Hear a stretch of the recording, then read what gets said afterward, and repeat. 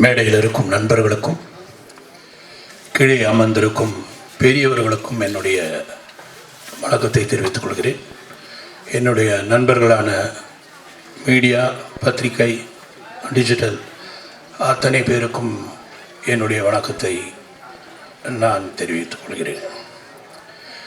Red flower Vignesh எனக்கு ஒரு ஒரு ஒரு ஒரு 2 வருஷம் முன்னாடி என் வீட்டுக்கு என்கிட்ட ஒரு டைரக்டர் கூட்டிகிட்டு கதை சொன்னார். சொல்லும்போது எனக்கு உண்மையிலே அந்த லைனில் இது எப்படி பண்ண போகிறாங்க, என்ன விஷயம்னு எனக்கு தெரியல அப்படின்ற மாதிரி நான் யோசிச்சுட்டு இருந்தேன். ஆனால் அவர் கொடுத்த அந்த எக்ஸ்ப்ளனேஷனும் அந்த இதுவும் ரொம்ப கிளியராக அண்டர்ஸ்டாண்ட் ஆச்சு. ஏன்னா இதை நீங்கள் கதையாக அப்படி பார்த்தீங்கன்னா கதையாக தெரியும். ஆனால் அந்த விஷயத்தில் நிறைய உள்ளுக்குள்ளே நிறைய அர்த்தங்கள் இருக்குது, நிறைய விதமான டெக்னிக்கல் விஷயங்கள் இருக்குது. ஏன்னா அவரே ஆண்ட்ரூன்றவரே இந்த டைரக்டரே ஒரு மிகப்பெரிய is a very good technician in CG, that is இந்த கிராஃபிக்ஸில் அவர் கொஞ்சம் எக்ஸ்பர்ட் அவர். ஏன்னா எப்பவுமே ஒரு கிராஃபிக் அப்படின்றது என்னென்னா, நம்ம ஒரு டைரக்டர் என்ன விஷுவல் பண்ணுறோமோ அதை ஒருத்தருக்கு சொல்லுவோம், அதை அவர் கொண்டு போய் அவங்க டீமுக்கு சொல்லுவார். அந்த டீம் இதை செய்யும். உதாரணத்துக்கு ஒரு யானையை செய்கிறோன்னா அந்த யானை இப்படி வரணும், அந்த யானை இப்படி பார்க்கணும், அந்த யானை இப்படி தூக்கணும், அது தண்ணியில் அப்படி போடணும். நம்ம ஒரு சீனை ஒரு டைரக்டராக நம்ம சொன்னால் அதை ஒருத்தர் புரிஞ்சுக்கிட்டு போய் அவர் சொல்கிறது நம்ம நினச்சது தான் தெரியாது. நம்ம என்ன சொல்லணுமோ அதை அவர் புரிஞ்சுதா, அவர் கரெக்டாக போய் ரீச் பண்ணாரான்னு தெரியாது.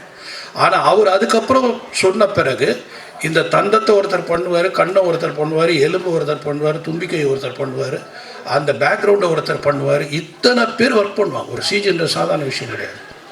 கிட்டத்தட்ட 55 பேர் மேலே ஒர்க் பண்ணுவாங்க ஒரே ஒரு விஷயத்துக்காக.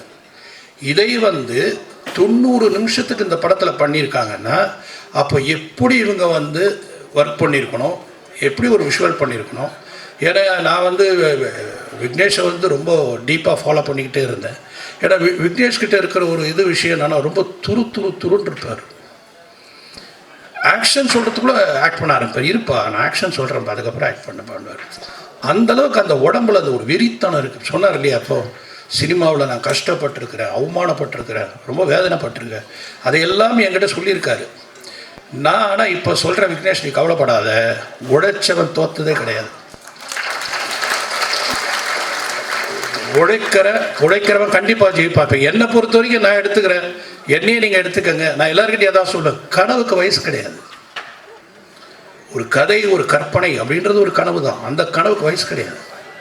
எனக்கு இன்றைக்கி நீங்கள் ஹாலிவுட்டில் பார்த்தீங்கன்னா எல்லாருமே 65 and above தான் டாப் டைரக்டர்ஸ். பிகாஸ் கிரியேஷன், அந்த கிரியேஷன் சாகாது, என்றைக்குமே சாகாது. அதுவும் ஜனங்க அடுத்த படம் என்னன்னு கேட்கும்போது நம்மளை இன்னும் என்கரேஜ் பண்ணுது. அடுத்தது என்ன பண்ணுறீங்க, அடுத்தது என்ன பண்ண போகிறீங்க அப்படின்றது நமக்கு அப்படியே ஓ பரவாயில்ல, நம்ம கரெக்டாக தான் போயிட்டுருக்கோம், கரெக்டாக தான் கொடுத்துட்ருக்கோம். ஏன்னா இன்றைக்கி காம்படிட்டிவ் ஃபீல்டுங்க. இந்த ஃபீல்டுலலாம் இன்றைக்கி இருக்கிற ஒரு லெவலுக்கு எங்கள் டைம் ஒரு ஆர்டிஸ்ட்டை மீட் பண்ணோன்னா ஒரு ஃபோனில் பண்ணிடலாம். இப்போ ஒரு ஹீரோ மீட் பண்ணோன்னா எந்த ரூட்டில் போகணுன்னே முதல்ல அதுக்கு ஒரு ஸ்கிரிப்ட் பண்ணணும், அவர் எப்படி போய் பார்க்கணும், என்ன பண்ணணும் எப்படின்ற மாதிரி. அந்தளவுக்கு இன்றைக்கி எல்லாருமே வேறு லெவலுக்கு போயிருக்காங்க. ஒவ்வொருத்தரும் இண்டஸ்ட்ரியே வேறு லெவலுக்கு போயிருக்கு.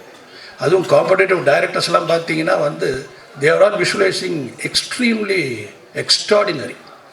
வேறு வார்த்தையை நான் சொல்ல முடியல. அதே மாதிரி சில லாங்குவேஜ் படங்கள்லாம் பார்க்கும்பொழுது இன்றைக்கி ஓடிடி மூலமாக நம்ம சில லாங்குவேஜ் படம் பார்க்குற வாய்ப்பு நமக்கு கிடைக்குது.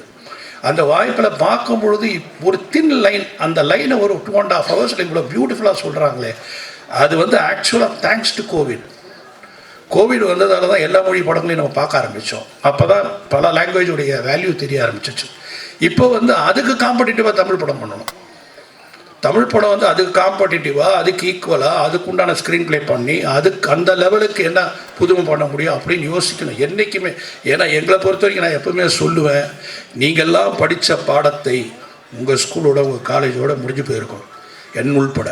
ஆனால் தினமும் ஒருத்தன் படிக்கிறான், தினமும் ஒருத்தன் மனப்பாடம் பண்ணுறான், தினமும் ஒருத்தர் ஒப்பிக்கிறானோ அதான் நடிகை. ஒரு ஆர்டிஸ்ட்டும் தினமும் படிக்கிறாங்க, தினமும் என்னென்னு தெரிஞ்சுக்கிறாங்க. ஸோ ஒரு ஆர்டிஸ்ட் பல கேரக்டர் பண்ணுறாங்க. பல கேரக்டர் பண்ணும் பொழுது அவங்களுக்கு எவ்வளோ ஒரு டாக்டரா, ஒரு இன்ஜினியரா, ஒரு லாயரா, ஒரு பிஸ்னஸ் மேனா, ஒரு ஐடி ஸ்டூடெண்ட்டா, அதுக்கப்புறம் வந்து ஒரு ஏழையா, இத்தனை கேரக்டரும் பண்ணும் பொழுது அந்த ஆக்டருக்கு எத்தனை பேர் எஜுகேட் பண்ணுறான்னு பாருங்கள். அதை அவங்க வெளிப்படுத்தும் போது தான் அந்த கேரக்டர் வந்து வெளியே நிற்கும். அதுதான் வந்து ஒரு ஹீரோ, ஒரு கேரக்டர்ஸ், அந்த படத்தில் யார் யார் நடிக்கிறாங்களோ அவங்களுடைய வேலை. ஸோ அப்படிப்பட்ட கடினமான ஒரு வேலையை இந்த படத்தில் சிறப்பான செய்த அத்தனை நடிகர்களுக்கும் என்னுடைய வாழ்த்துக்கள். ஏன்னா பார்க்கும்போது எனக்கு தெரிஞ்சது ஆண்ட்ரூஸோடைய ஒர்க்கும் அண்ட் அஃப்கோர்ஸ் மியூசிக் டைரக்டர் ரொம்ப அழகாக பண்ணியிருக்கார் சந்தோஷ். ஏன்னா ரீரெக்கார்டிங் வந்து ரொம்ப எஃபெக்டிவாக இருந்தது பார்க்கும்போது. நமக்கு அந்த மிக்சிங்கும் ரொம்ப அழகாக பண்ணியிருக்காங்க, எல்லாமே பேலன்ஸ் பண்ணியிருக்காங்க. வண்டர்ஃபுல் டெக்னீஷியன்ஸ் ஒர்க் பண்ணியிருக்காங்க இதில். அதே மாதிரி எனக்கு வந்து இங்கே ஒரு விஷயம் நான் சொல்ல ஆசைப்படுறது என்னென்னா, என்னுடைய விஷால் வால்டர் வெற்றிவேல் நாங்கள் ஷூட் பண்ணும்போது அவங்க வீட்டில் தான் டீல். அவங்க அப்பா வந்து ரொம்ப அவரை மாதிரி இதை இப்போ சொன்னார் இல்லைங்களா, மாணிக்க சார் வந்து சினிமா லவர்னு, அதே மாதிரி ஒரு மிகப்பெரிய லவர் அவங்க அப்பா. அவங்க அப்பா வந்து படம் எடுக்கணும். நான் அப்போ பண்ணும்போது வால்டர் வெற்றிவேல் எல்லாமே அது ரீமேக் பண்ணணும், இது ரீமேக் பண்ணணும், இந்த படம் எப்படி இருக்கணும், அந்த படம் இருக்கணும். அப்படி ஒரு மிகப்பெரிய ரசிகன். அந்த ரசிகனுக்கு பிறந்தவர் எப்படி தப்பாயிடுவார். நான் பார்க்கும்போது வீடியோ கேம் ஆடிட்டு இருப்பார். மத்தியானம் வீட்டில் தான் சாப்பாடு எங்களுக்கு. 4 நாள் நாங்கள் அண்ணா நகரில் ஷூட்டிங் எடுத்தோன்னா 4 நாள் எனக்கு சத்யராஜ் சார்கள் அவங்க வீட்டில் தான் சாப்பாடு. அவங்க வீட்டில் தான் சாப்பாடு கொடுப்பாங்க. அதை வந்து அந்த அளவுக்கு எங்களுக்கு வந்து தினம் ஒரு டிஷ்ஷஸ், அதாவது ரோட்டில் ஓடி துரத்திட்டு ஒரு சீன், அந்த மாதிரி ஒரு சீனு. ஆனால் அந்த மாதிரி கவனிப்பு அவங்க அம்மா விஷால், அவங்க அப்பா ஜி.கே. ரெட்டி சார், அவங்கெல்லாம் வந்து ஒரு அந்த மாதிரி ஒரு ஃபேமிலியில் பிறந்த ஒரு புள்ள இன்றைக்கி இந்த அளவுக்கு வளர்ந்தது இல்லாமல் ஒரு மேடையும் அப்படியே ஷேக் பண்ணுறாரு. ஷேக் பண்ணி அதுக்கு உண்டான ஒரு எசன்ஸை ரொம்ப அருமையாக சொன்னார். நான் எதுக்காக தனக்காக தான் செய்யலை, இந்த மேடையில் நான் இதை செஞ்சதுக்கு காரணம் இந்த படம் ரெட் ஃப்ளவர்ன்ற படம் வந்து எல்லா இடத்துலையும் போய் சேரணும், அதை ரீச் பண்ணுறதுக்காக தான் நான் இதை மாதிரி ஒரு விஷயத்தை பேசுகிறேன் அப்படி சொல்லும்போது அந்த நல்ல மனசு இருக்கிற வரைக்கும் என்றைக்குமே விஷால் நல்லா இருந்துக்கிட்டார். ஏன்னா சினிமாவில் அடுத்தவனோட வெற்றியை பார்த்துட்டு ஐயோ அப்படின்னு நினைக்கிறாங்க. அப்படியா, நல்லா இருக்கா, நீங்கள் படம் நல்லா இருக்குன்னு சொல்லி பாருங்கள், நல்லா இருக்கா, நல்லா இருக்கு இல்லையா, யாரும் சொன்னாங்களே, ஏன் ஐயா நல்லா இருக்குன்னா சந்தோஷப்பட, நல்லா இருக்குன்னா சந்தோஷப்பட்டால் நமக்கு நாளைக்கு நல்லது நடக்கும். இப்போ மாணிக்க சார் மாதிரி ஒரு ப்ரொடியூசர் வந்திருக்காருன்னா காளிகாம்பாள் யாரை வச்சு, காளிகாம்பாளை வச்சுட்டு வந்திருக்காரு, அண்ணாமலையாரை வச்சுட்டு வந்திருக்காரு. ஸோ அவர் எப்படி வந்து இதில் வந்து ஒரு தோப்பாருன்னு எனக்கு தெரியாது. கண்டிப்பாக அவருக்கு மிகப்பெரிய வெற்றி இருக்குது. அதே போல் ஒரு டைரக்டரோட கதையை டைரக்டரோட வேலை என்னென்னா, முதல்ல அந்த ஹீரோயின் அந்த ஃபஸ்ட்டு ப்ரொடியூசரை கன்வின்ஸ் பண்ணணும். தயாரிப்பாளருக்கு கதை பிடிச்சிருந்தா அடுத்தது இந்த கதாநாயகனாக இவர் இருந்தால் நல்லாயிருக்கும்னு நம்ம சொல்லுவோம். அந்த கதாநாயகிட்ட போய் என்னுடைய டைம் நான் சொல்கிறேன், அந்த கதாநாயகிட்ட போவோம், அந்த கதாநாயகிட்ட கதை சொல்லுவோம்.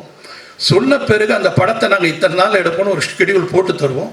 அதை போட்டு கொடுத்த பிறகு அத்தனை நாளுக்குள்ளே முடிக்கணும் அப்படின்னு பிளான் பண்ணுவோம். முடித்த பிறகு எங்களுடைய முதல் வெற்றி அப்படின்றது தயாரிப்பாளரை திருப்தி பண்ணுறது. அவர் நல்லா இருக்குன்னு சொல்லிட்டார்களே நம்ம முதல் படி ஏறிட்டோன்னு அர்த்தம். 2வது படி அதை வாங்கின விநியோகஸ்தர்கள் நல்லா இருக்குன்னு சொல்லுவாங்க, அவங்களுக்கு பிடித்திருந்தால் அடுத்த படி ஏறும். அதுக்கப்புறம் தான் 3வது ஆடியன்ஸ் கிட்ட நம்ம போவோம். இதை மாதிரி ஒவ்வொரு ஸ்டேஜ் ஆஃப் சக்ஸஸ். ஆனால் இன்றைக்கி மாணிக்க சார் பக்கத்தில் உட்காரும்போது சொல்கிறாரு, இந்த படம் பாருங்கள் சார், ஃப்ரைடே சாட்டர்டே சண்டே எல்லாம் ஃபுல்லாகும், அந்த அளவுக்கு இருக்குது.